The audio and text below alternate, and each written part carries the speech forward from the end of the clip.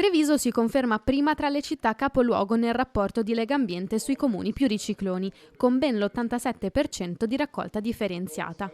Seguono Vicenza con il 76% e Padova con il 64%, indietro Venezia e Verona. Grande risultato, lo confermano i cittadini col lavoro che fanno tutti i giorni.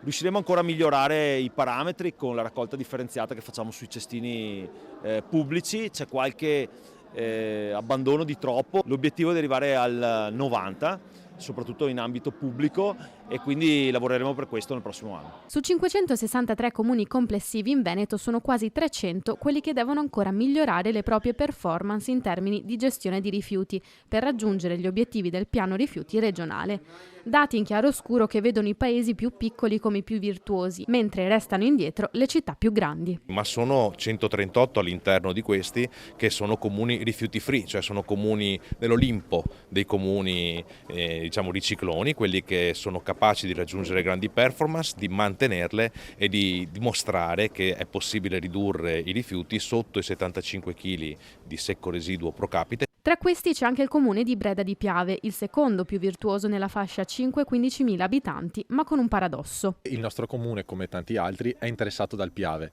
Il Piave è inteso come zona turistica e ricettiva, quindi soprattutto nel periodo estivo, ha un problema di abbandono di rifiuti, quindi siamo un comune virtuoso nella raccolta porta a porta, quindi per quanto riguarda i nostri cittadini, ma nel luogo, come si dice, aperto anche a turisti e ad altri, ecco, lì arriva la pecca. Problema che si intende affrontare in sinergia con amministrazioni e consigli di bacino, anche per allargare a tutto il territorio gli obiettivi previsti dal piano rifiuti regionale, che prevede che nel 2030 si arrivi ad una produzione di massimo 80 kg di rifiuto urbano residuo pro capite, vale a dire di rifiuto che è necessario smaltire e che non può rientrare nell'economia circolare, e con una raccolta differenziata pari all'80% in tutti i comuni. Se otteniamo questo risultato, dal 2030 in poi non avremo più bisogno di alcuna discarica in tutto il Veneto. Oggi ce ne sono 7 attive e saranno sufficienti i 3 impianti di termovalorizzazione che ci sono in Veneto, quindi Schio, Padova e Venezia.